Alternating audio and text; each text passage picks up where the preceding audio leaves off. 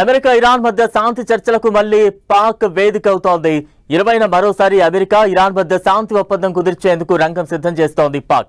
Hormuz జలసంధి విషయంలో ఉద్రిక్తత, డైలమా నేపథ్యంలో ఇరు దేశాల మధ్య ఉద్రిక్తతలు కొనసాగుతున్నాయి.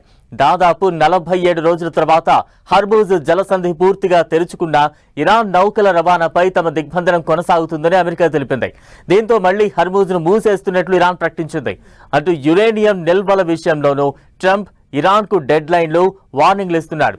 ఇంతటి ప్రతికూల పరిస్థితుల మధ్య పీస్ టాక్స్ ప్రశాంతంగా జరుగుతాయా? ఇది సక్సెస్ అయితే పాక్ ఒక లాభం ఉంది. అదేంటో తెలియాలంటే watch the story. America Iran మధ్య మళ్లీ శాంతి చర్చలకు సిద్ధం. పీస్ టాక్స్ 2.0 సఫలమవుతాయా, మళ్లీ విఫలమవుతాయా?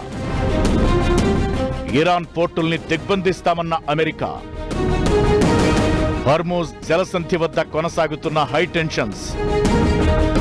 ఈ నెల 20న అమెరికా ఇరాన్ మధ్య శాంతి చర్చలకు ఇస్లామాబాద్ మరోసారి వేదికవుతోంది.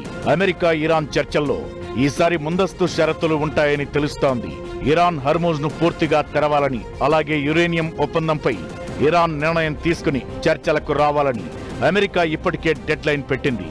లెబనాన్ పై ఇజ్రాయెల్ 10 రోజుల కాల్పుల విరమణ ఒప్పందం ప్రకటించగానే హర్మూజ్ ను పూర్తిగా తెరుస్తున్నట్లు ఇరాన్ ప్రకటించింది. కానీ అమెరికా తమ పోర్ట్ల వద్ద నౌకల దిగ్బంధనాన్ని కొనసాగిస్తామని తెలపడంతో ఇరాన్ మళ్లీ స్ట్రైట్ ఆఫ్ హర్మూజ్ ను క్లోజ్ చేసింది. హర్మూజ్ జలసంధి, యురేనియం అంశాలపై అమెరికా కండిషన్స్ పెడుతోంది.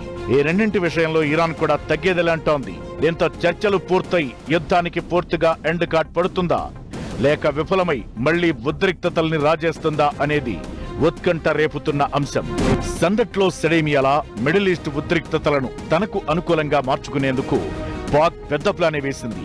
ఇరాన్ నాన్ ప్రొలిఫరేషన్ ట్రీటీపై సంతకం చేసింది. ఇటు ఇరాన్ వద్ద ఉన్న యురేనియాన్ని తమకు అప్పగించాలని ట్రంప్ అంటున్నాడు. ఇవి సానుకూలంగా జరిగితే వార్కు ఎండ్ కార్డ్ పడినట్లే.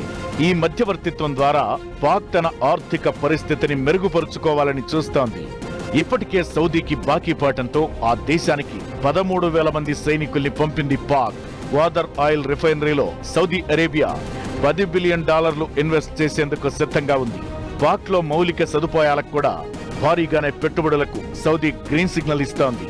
ఈ పీస్ టాక్ సఫలమైతే ఖతార్, దోహా సహా పలు దేశాల నుంచి భారీగా నజరానాలు, పెట్టుబడులు, నిధులు పోటెత్తుతాయని పాక్ గంపెడాశతో ఉంది. ఈ బెనిఫిట్స్ కారణంగానే ఇస్లామాబాద్ లో చర్చలకు రెన్నంటూ పాక్ పీఎం షహబాజ్ షరీఫ్ మళ్లీ అమెరికా ఇరాన్లను పిలుస్తూనే ఉన్నాడు. మొత్తానికి అమెరికా ఇరాన్ మధ్య పీస్ టాక్ సక్సెస్ మీదే పాక్ ఆర్థిక స్థితి కూడా ఆధారపడింది. ఎట్టి పరిస్థితుల్లోనూ ఈసారి శాంతి చర్చల్ని విజయవంతం చేయాలన్నది పాక్ పట్టుదలగా ఉంది. ఏం జరుగుతుందో చూడాలి.